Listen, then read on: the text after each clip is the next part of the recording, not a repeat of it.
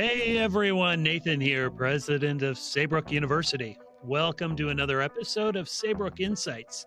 Recently, I was interviewed for another podcast on all things higher education, in which we covered probably the more pressing issues of our time other than higher education. So everything in between, it seemed like, except for what was happening in the higher education space. But I enjoy the opportunity to opine on a variety of issues ranging from mental health to social justice to everything in between. And I was able to get in a few points about our amazing Saybrook University. During one part of the conversation, the host and I got into the discussion of America's mental health crisis. The interviewer's initial question, especially given his Indian national heritage, concentrated on what seemed like America's plethora of therapists in relation to our population, the per capita availability of therapists. Part of his query was that countries like his did not seem to have the scope of mental health issues Americans seem to have, nor what he was perceiving to be unfettered access to mental health services. My response was multifaceted, including the very real fact that I suspected that India, like many other countries, had an underreporting of mental health needs, and moreover, America's mental health crisis, complex as it is also complicated by its own variety of factors, including that sheer lack of therapists, access to therapy as a result of and related to affordability. We also had the chance to dive into different modalities of therapy, from mindfulness to psychedelics and substances like marijuana as complementary therapies that are just now being explored. Now, as I was preparing for today's interview, I got to thinking about this interview that I had just done, considering the complexity of our nation's mental health crisis, coupled with the realities on the ground around the world, the myriad complementary alternative approaches that support mental health, including those techniques gleaned from what some would consider non-traditional or non-Western methods. How can these approaches be used here in the United States, and how are they being used elsewhere, such as places like India, to advance improved mental and emotional health and well-being? Enter Dr. Aparna Ramaswamy, one of our amazing counseling faculty members here at Saybrook University. She came to Saybrook with a rich academic history and strong practitioner experience, grounded in a passion to identify culturally effective strategies that integrate Western counseling constructs with multicultural healing traditions. These include dance, movement, music, meditation, etc., to empower each person to be their own center of healing. As a non-therapist, I am fascinated to learn more about these traditions. Dr. Ramaswamy's work in this space and how we can leverage these both in the classroom and in the community to support greater mental health for all is at the top of mind for many of us at the moment. And I suspect I'm going to learn a lot more about Indian healthcare and mental health, along with her perspective as a dual citizen and working here in the United States. All right, let's get into it with Dr. Aparna Ramaswamy. Dr. Ramaswamy, what a privilege to have you on today's episode of Saybrook Insights. Before we get started, I want to hear all about you, your personal history as it relates to your work in counseling, and how you found your way to Saybrook University. Welcome. It's great to have you. Actually, I have a pretty unconventional CV background. I grew up in India, trained as a professional classical Indian dancer, became a dance teacher, found that people needed a lot of counseling, mental health, especially in my community. We're a little reluctant and hesitant and shy to go out and get help. And I realized that I should go and get myself qualified and credentialed to do what I seem to be doing as a teacher. And you know, this is a teacher, we are a bit of a counselor anyway. So I became a counselor, and then I realized in the United States, we don't quite teach non-dominant people how exactly to dip into their own traditions. What are the strengths of their wisdom traditions? So I went, got a couple of doctorates, and found that Saybrook is the place that I want to be at and teach. And so that's like the elevator pitch of it. Just a couple of doctorates. I mean, like, only two. Yeah, that's pretty fabulous. How did you find that in terms of pursuing your two doctoral degrees over the course of your professional career? I've always marveled at individuals who get one, and you've got two. What was that like, out of curiosity? You know, in the moment, it seemed like the most common sense thing to do. But now in hindsight, I think of myself, what the heck was I thinking? And why did I need all those letters after my names? It sounds so presumptuous, and I very seldom even use those letters anymore. But I think what it was my first doctorate. I had something to say, and I remember I walked in for my first doctorate residency, and people said, so what do you want to research? And I'm thinking, I don't want to research anything. I want to say this to people.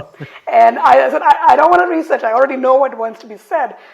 Pretty narcissistic and arrogant there. So I loved that process of finding my voice, especially the voice I was trying to find was the voice of a dancer, which is obviously silent. And then living in the body of a brown woman, how do I speak in a language that is not intrinsically the way my body thinks or my mind thinks? So that was a different process of finding my voice, getting credibility as a scholar, because it's easy to minimize dancers and practitioners and artists they do. And so that was a very different experience. My second doctorate was less so because I'd already found my bearing. I knew who I was as a scholar. I'd become a teacher. I'd found my voice. And this time I really did do the research. I wanted to figure out how exactly is what my meditation, my counseling, my expressive arts, how does it matter to a mental health provider? And there was an inquisitiveness there. So the process for me was very different for both. Now looking back, I don't know what I was thinking. I just did it in that moment. Oh, that's beautiful, and it's great inspiration for those who are out there thinking it's not to say that it's for everybody, but certainly it can be done, and you've proven beyond a reasonable doubt with your effort that it can be done, and that's pretty impressive. Let's go back a little bit in Dr. Ramaswamy's life history. And you indicated you were a dancer. Talk a little bit about that. How did you get into dancing, especially in your community in India? And what was that like? What was that experience like? And I'm curious, how did you connect from dancing into that whole space of counseling and relational connection with community members that you started saying, there's some need here. There are problems where I think I could help. I'm just curious how that bridge started to emerge. You say it so beautifully. I wish I could say that that's exactly my thought process. I don't know. I think I thought as I put my foot forward. I'm not one of those who has a blueprint of 3 years from now, this is what I was going to be doing. I frequently put a foot out and something happens and then I do something with it. I'm sure there is a very technical learning style that calls it what it is. So for me, in terms of dancing, I came at a time in India where dancing had been in some ways appropriated, if you will. Dance had belonged to that community of dancers whose society had marginalized. They had become the performing artists. Some of them actually were also labeled as prostitutes. They had a very different lifestyle that society gave them. That was not originally the way it was, but that's kind of how historically it developed. So for a good 100, 200, maybe more years, good girls didn't dance in a very simplistic way. And then there was a reformation, there was a nationalized movement to say, hey, the performing art is still lovely. Let's kind of destigmatize it. And that was a time when I came in. And my mother, for whatever reason, maybe she had a really good friend who was a dance teacher, decided to put me into dancing. And I was a very reluctant dancer because I would much rather be playing with my friends in the playground, or dance was so inconvenient. I could never go out of my family. I could never watch TV. But I didn't quit. I stayed at it because I don't know why. Maybe I was scared of my mother. I stayed at it. I became good as a dancer, and thanks to my teachers who didn't give up on me. So when I came to the United States, I came here because the husband, my man, married, lived here. So I migrated here about 30-some years ago, and it was a natural progression to go from performing artist to teacher. In India, I was a performing artist. I represented the government of India in various festivals outside in the world. I spoke well, so it kind of came together as a package. And I became a dance teacher here. How did I transition from that into counseling? In our community, a teacher is someone who stays with a child from the time the student comes to you till almost graduation. So besides the students, with the parents, I was the fixture in my students' lives. And I found that when they went after school to college, I was the person they reached out to say, hey, I'm dating this person. I don't think my parents approve. What do you think? So I found myself counseling, because teachers do a lot of things besides teaching. And I realized there was a need in my community. And I realized that people trusted me because I came from a traditional background. It was easy for me to mediate between the child and the parent because I was someone trusted as a cultural bridge. And I spoke the language of the children. I can't take credit for it. That's just how I am. And I realized I should probably get into counseling. So I went in and got a degree in counseling and then realized that, hey, they don't use any of our wisdom sciences. And that's when my academic career started off. So my journey from dance to teaching to researcher seemed almost intuitive. And I see now a lot of other children who we've raised do the same thing. It was just not something that was in my career plan. I was going to become a doctor, a medical doctor, and I had a whole thing developed there. I'm a different kind of a doctor now, but so this was not my childhood dream of saying, I'm going to grow up and become a counselor. I didn't even know the profession existed in India. Wow. So you had the scaffold originally built out and you took a turn to counseling, and here you are today. That's very, very fascinating. You know, I was on I mentioned this in the introduction as we were preparing for your arrival and interview today. I was on an interview with a gentleman who is from India. He immigrated here to the United States about 20 years ago, and he was challenging me on the assessment of America's mental health crisis right now. And I'm going to rest for a moment in India because, you know, that is part of your origin story. And he had indicated that, you know, there's per capita, America has as many therapists by population as more than anywhere in the world. And he said, I'm not so certain that places where I come from, like India, have mental health issues like Americans do.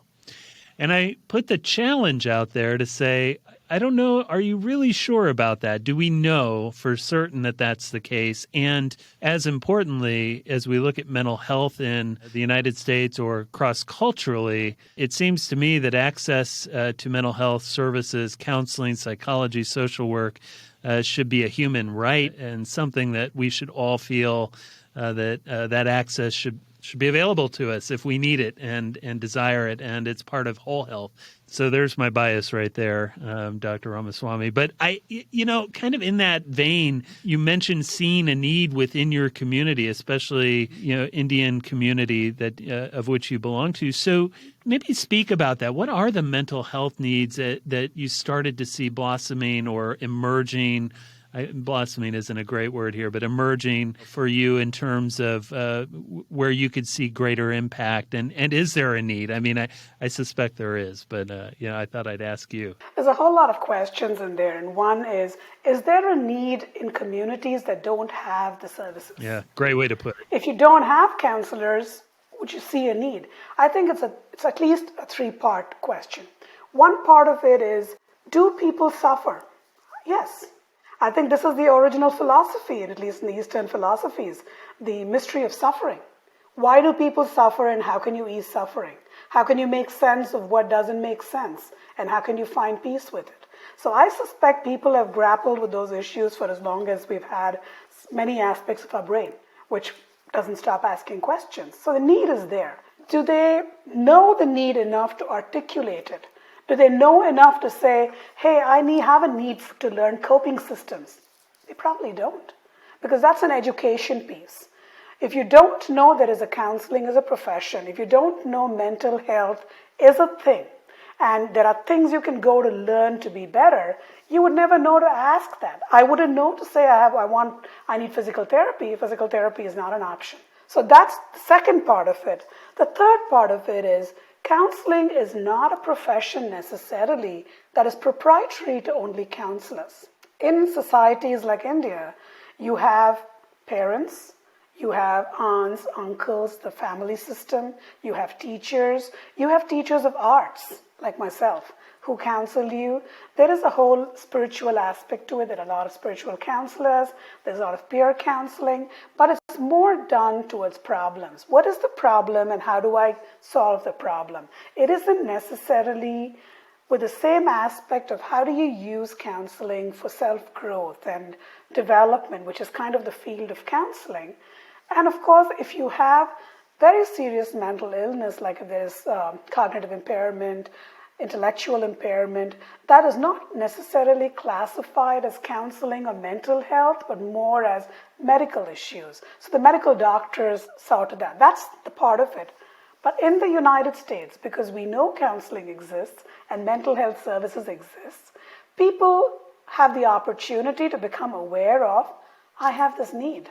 And first is the question of identifying the need. The second is to get over the embarrassment of, if I have a need, then I must be defective. That's the stigma that comes in. And that may be a little bit of what researchers are talking about. There is no problem because it's not evidenced. It's not documented. There's no census that says so much percentage of people have mental illness. However, if you look at the research and the status, you see there's a high number of Asian American males who are successful in ending their life in high school. So then there must be a mental health need that is not met. So it's more, it's not a one-to-one linear that has been done, and that doesn't mean it doesn't exist. You won't know there is a need if you don't find out what the need is. So through education and engagement and dialogue, you get to that understanding. Although you do raise a fascinating point.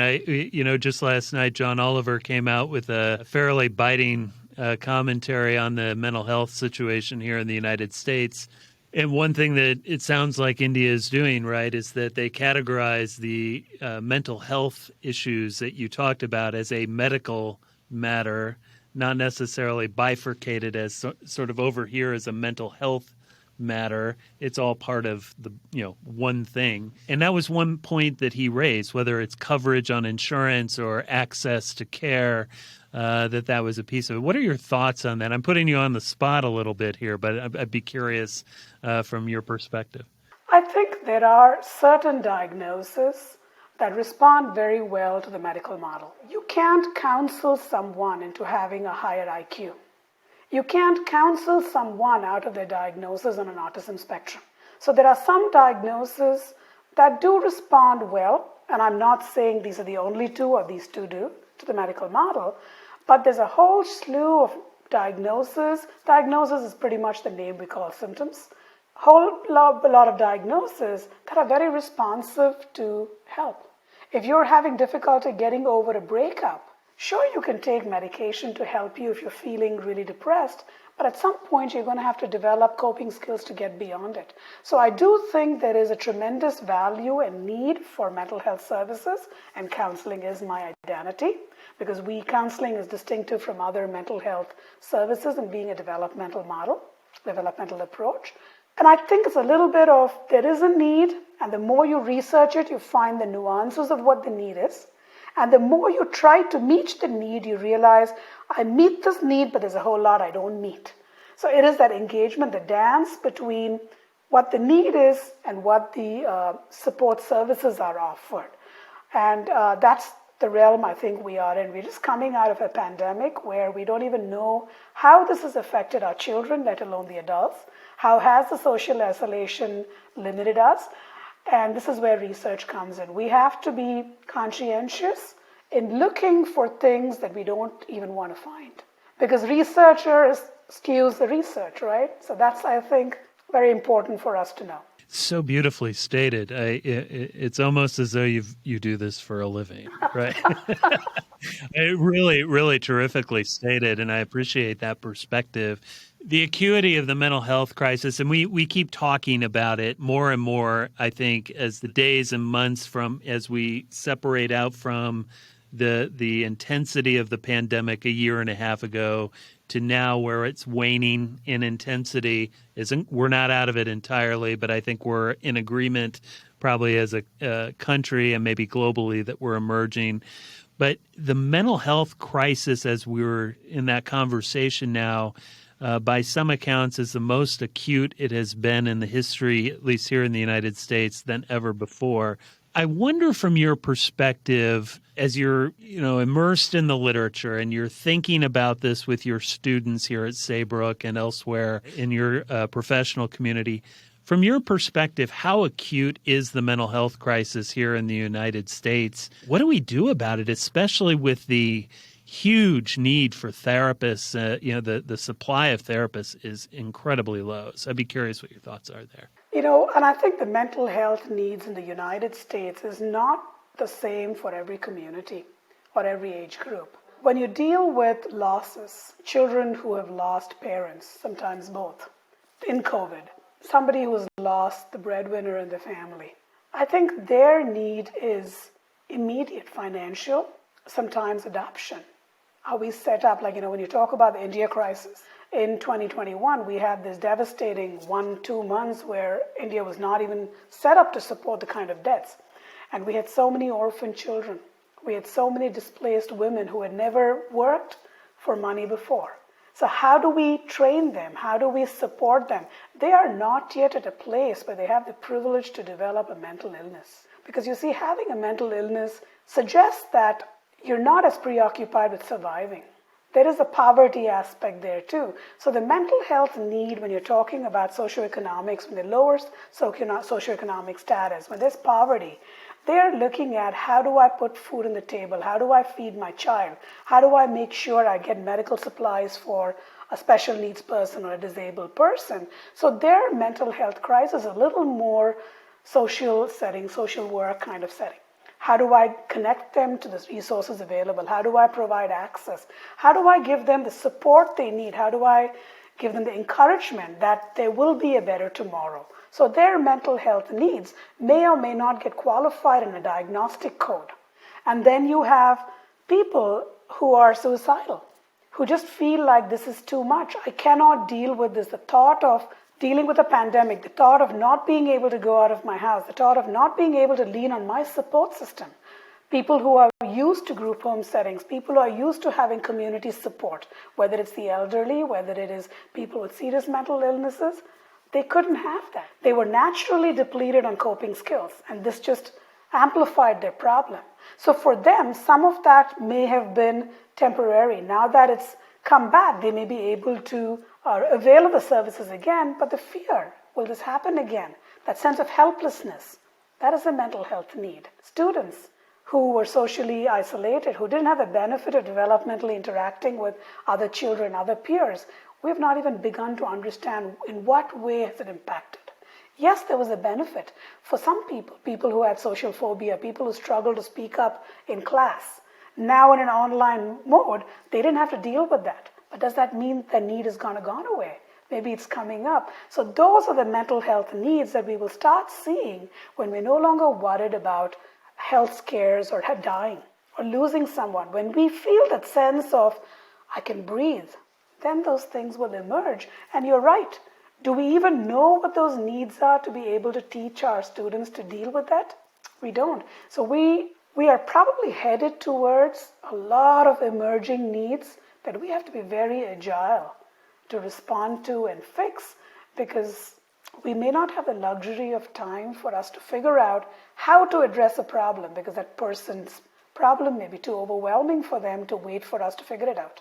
I really appreciate how you incisively categorized the issue as being multifaceted. I think even in how I framed it, it was very, very unidirectional. And the way you kind of positioned it is, no, there are buckets of needs in different communities and how they're all dealing and managing across generations, across communities, and across racial and ethnic groups. It is more complicated than we could probably imagine. And to your point, the need is great, and so emergent. The needs are great and emergent. That we're going to need a multiplicity of different providers, from social workers to counselors to psychotherapists in general. I really appreciate how you frame that. That's very helpful.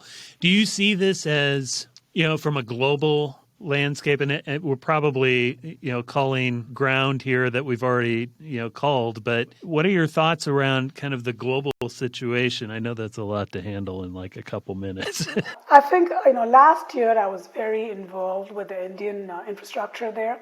because they're not set up to deal with this. So I was very actively involved in how do we create existing hotspots, convert them into mental health centers. So what we did was, the Indian community by nature is connected to either the place of worship, the spiritual center, or their school centers. So there's a lot of investment in training overnight using the rapid model that Hopkins put out. How do we train people who are used to working others in dealing with the COVID crisis? So giving them a kind of quick training so they are able to address the need, so we don't have an escalating rate of suicides or escalating immediate concerns of life danger.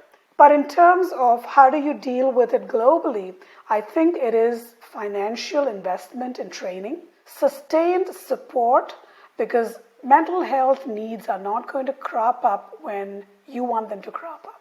They crop up in all kinds of ways and all kinds of timelines. So being able to have a sustained focus on that, and that is infrastructure, training, education, and I think there are several great minds invested in it, and there's so much more to be done in different parts of the world, but I think the United States is very well positioned because we have trained counselors of various nationalities and ethnicities, and each one of them is attempting to plug into their communities so they're able to connect. Just like you have Doctors Without Boundaries or Borders, there is an effort to have Counselors Without Borders, so you're able to go in and help that community avail of what services they need. But this is a long road ahead of us, probably an uphill one. Yeah, a very long road. I appreciate your optimism that kind of creeped out there, though, Aparna. That was very, very good. You mentioned in that, and then I'd like to shift gears into some of your other professional foci. In particular, the emphasis in India right now that you had pointed out, the kind of almost paraprofessional approach, right, to train the trainer, if you will, or train the community, which is quite beautiful. When I was a teenager, my father was in social work, and really they relied greatly, especially in our rural area, on paraprofessional support. Whether it was young people or retired folks who were out there making inroads in terms of that support. Is that infrastructure or model ubiquitous here in the United States? Could there be more of that, like what's happening in India currently? I just think that seems like it could have some real benefits, especially as we look at the long road ahead. I think there is a lot of interest in using those models for professionals, paraprofessionals to go into the community to offer help. But I think the United States has a lot of credentialing, licensing regulations that may actually interfere with our ability to get help to those communities that need it. And it doesn't mean it's not possible, it just means we have to be creative and find a way to do that. And also, when you're talking about a situational crisis, we are able to do a whole lot of things. For instance, the legislation, the regulations were opened up, so we were able to support people in India, even though we're not in the country. We had some relaxation during COVID because our physicians, our providers were getting exhausted, that their suicide rate was very high. So we had professionals from here supporting them. So I think in a time of crisis, many things open up. Can we continue that in a sustainable way? I would like to think we can, and I do think we should, because there's a benefit to it. But at the same time, we have to be mindful that there's a whole lot of competence, training, and credentialing that goes into any one of our professions. So we also don't want to dilute that profession, but remember also the heart of our profession, which is service. So how do we find that middle ground where we still are effective, we can serve, and we hold the integrity of our profession? And that's one of the works we have the next few years. Terrific. All right. No, I appreciate that. Well, we're going to shift gears slightly, or quite a bit actually, as we talk about your passions in counseling and your work. And when I had the privilege of reading your personal statement and your CV, which is just impressive. If anyone listening gets a chance to take a peek, it's really, really inspiring to read Dr. Ramaswamy's CV. And not all CVs are inspiring, but yours is. You've written about reclaiming multicultural healing practices as world traditions that add value to Western counseling theories. And I think especially for the counselors out there and our fellow psychotherapists and social workers, this is interesting ground to cover. What does this mean ultimately, and why is this so important from your perspective? I think you've alluded to some of this already, but there's more depth there, I know. So I'd love to hear your perspective. I think a musician who sings, the device is their voice. For a counselor, their device is their personhood. It's not what they do. It's who they are that is manifest in their interactions. It's not what you do, but who you are. So having said that, I think as I've stayed in the counseling profession, I have appreciated the clarity and the structure afforded by younger Western theories as to why is there psychopathology, why is there dysfunction, and what can you do about it, what helps. And I think there's value in it. But I also come from ancient wisdom traditions that have healed themselves well before counseling was even a thing.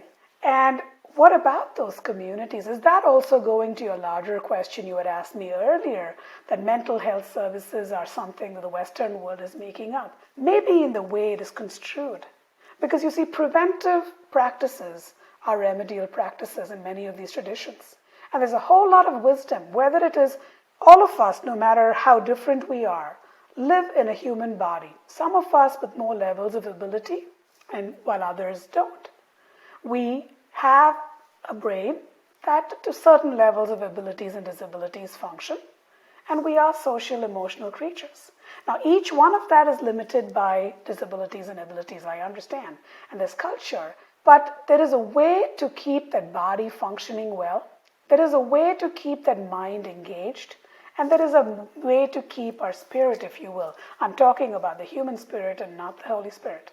To keep our human spirit vibrant, and that's where these wisdom traditions come in. We have dancing, we have music, we have yoga, we have meditation, we have spirituality. We have so many kinds of ancient traditions that were not because you had a mental illness or a diagnosis, but they figured out through practice, you do it, things make a whole lot of better sense. You're able to navigate life better. You don't suffer as much because you see, that was their preoccupation. How do we suffer less? And that's where medical sciences came out through too. And many people know this. The father of surgery was an Indian sage. So that's where the traditions come. And while I talk about India, because that's kind of where my knowledge base is, many other traditions have the same. Chinese medicine has their own traditions of healing. African traditions, and I'm not even getting into indigenous practices, shamanic traditions. People have always found ways of how to cope, how to suffer less, how to make sense. That's not proprietary to just Western counseling theories. So if there is a way we can get them to work together, how beautiful would that be? It would be wonderful, would it not? Yes. We continue to talk about that here at Saybrook, that they should not operate in exclusivity, the skepticism that often emerges from Western medicine. Wouldn't it be fabulous if that wall came down even just a bit more than it already has to create that opportunity? Where do you see that coming into play and into fruition? Are you seeing progress in that area? And if so, where are some of the success stories from your perspective? I see it more as a continuum. There are areas where there's been more progress, and there are areas which appear like progress, but really it's not progress, but it's just a different way of doing. For example, yoga is a word in every household, but the yoga that most people do is a twisty-turny physical part of it. But the philosophy of yoga does not even require you to hold a pose. That's even not there in the original texts. It's become a commodity that some communities have appropriated and says, this is how yoga is done. But what really could happen, that's a beautiful thing that's happened, but what would be a more equitable or an effective expansion would be to understand the theory of yoga, to say, how do you suffer less? How do you meditate? How do you find that mindfulness, that separation, that you are not defined only by your experience? Your problem exists in the fabric of positiveness and humanistic psychology. And that aspect is where I think Saybrook is very well positioned for. Now, the areas where we could do more of is mental illness is still viewed as a defective or an inferior. People who are less have those problems. People who are not don't have the problem. There is that hierarchical model that goes larger into the social justice, the lens with which you view it. And there again, I think centers and universities like Saybrook are very well positioned for research. How is your research going to add value with that lens that is our privilege, so that we don't look at it as alternative? It is not alternative because it has lived far beyond. It was there before any other sciences came in. So how do you give that value to that which is underrepresented, which is to me the crux of what humanism and Saybrook is about? Oh, really well put. This is fodder for like 4 episodes, Aparna. I think we could really have some great conversation over several conversations. This is terrific. Unfortunately, I'm going to need to shift us just a little bit, but kind of sticking with this theme here, as we look at the curriculum in counseling, I think it's evolved quite a bit. I've always been impressed with counseling's accreditor trying to evolve its approach to multiculturalism and understanding and implementing diversity throughout the curriculum. For the, I'm sure there's a lot of work to be done, but it's one of the few accreditors that actually seems to value that in a way that is impactful. What are your thoughts around the curriculum as it stands in counseling? What more could be done, especially in your work that you've been doing? You've seen probably quite a bit of what's good and also what's not working as well. What does that look like in the future? I think the past we've inherited is a little complicated. We are not yet in the place in counseling where every counselor is trained the same way. Their course requirements, educational requirements differ. And that's where national accrediting bodies have done tremendous work in standardizing the competency and the training of every counselor. That's fantastic, and I think that should continue the way it is. Now, in terms of what is not done, which is where my kind of live is, as I stated before, I think the most powerful instrument in a counseling room is a counselor, their personhood. The educational systems are focused on how do we develop competencies in terms of techniques, how do we teach you material, how do we give you information. But counseling is an art, and the artist needs to be trained. So I think in terms of transformational experiences for the counselor, so they get to see, how do I change the way I engage in counseling? How can I change my voice, my counseling voice? And my way of doing it has been through meditation, because I believe in the tremendous power of meditation, and the kind of meditations I do are not theistic.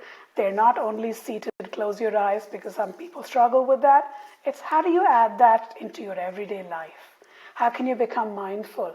I think that's an area I would like counselor education to expand more on. How do we make counselors more of who they are? Interesting. And do you see an opportunity here in the counseling curriculum to expand to more global issues, or are we trying to take on too much in counseling if we do that? I think at the level of the master's program we are taking on, counseling is built in such a way you have a basic level of educational credentials and some experiential work you need, but there's going to be a whole lot of years where you're going to be training before you get your full license, and then you have your continuing credits. So I would encourage every counselor there is to not forget what brought them into counseling. Usually it's not something a child says, when I grow up, I'm going to be a counselor. They usually think about a fireman or a policeman or a policewoman because they're thinking of service. To remember that heart in counseling. Why did you come into counseling? Get your credentials, get your licensing, but never forget that. And continue to get trained so you continue to be of service and relevant to the world. Okay, that's great.